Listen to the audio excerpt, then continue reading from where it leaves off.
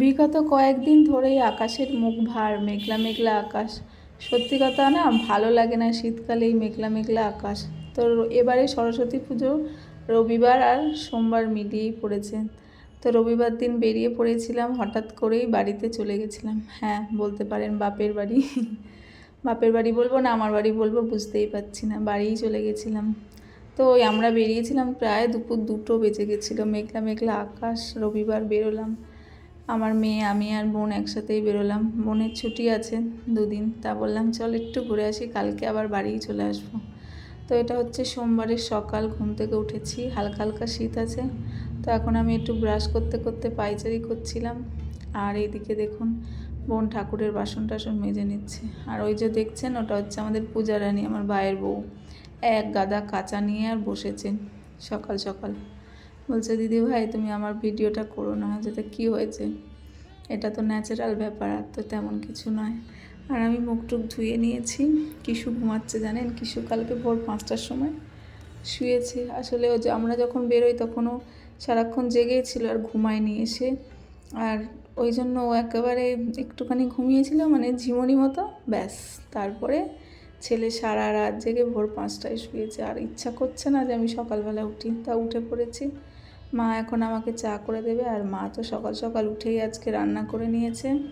আজকে আমাদের এখানে সরস্বতী পুজো হচ্ছে। মা বলে, আমি বলি মা আমাদের তো কলকাতায় সব কালকে করেছে। বলছে এখানে সব সরস্বতী পুজো কালকে হবে। তাই বললাম ভালো কথা।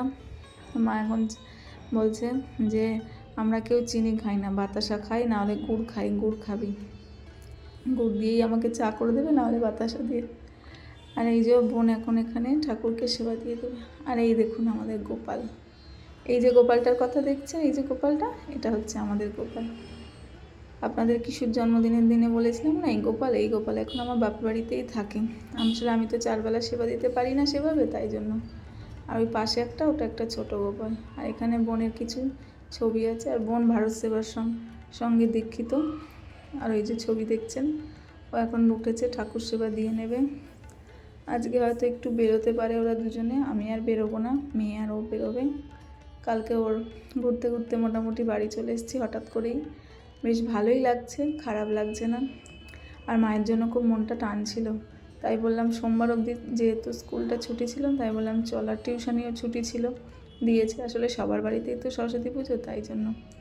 আর বোন এদিকে গোপাল সেবা করে নিয়েছে।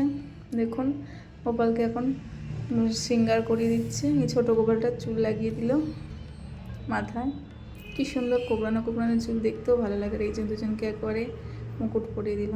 আর এই যে ভোলে বাবা, ভোলে বাবাকে এখন স্নান করাচ্ছে। এই ভোলে বাবাটা আমাদের বাড়ির পুরানো। আসলে ঠাকমা মারা যাওয়ার পরে 3টে ঠাকুর 3টে ঘরে ভাগ হয়ে যায়। ভোলে বাবাটা আর শাঁখটা আমরা পেয়েছিলাম, আর জেঠিমারা পেয়েছিল মঙ্গলচণ্ডীর ঘট। মা মঙ্গলচণ্ডী আমার ঠাকমা খুব পুজো করতো।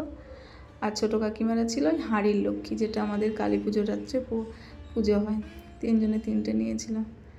আর এই শিবটা আমার বোন খুব ভোলে বাবার ভক্ত, তো তাই ও নিয়েছিল। এখন স্নান টান করিয়ে ঠাকুরদের এ করছে। আগে গোপালদের স্নান হয়ে গেলে এখন ভোলে বাবার স্নান হয়ে যাচ্ছে। এই যে এগুলো স্নান টান করে নেবে। আর মা তো ওখানে সকাল থেকে উঠে রান্নাবান্না করেই নিয়েছে।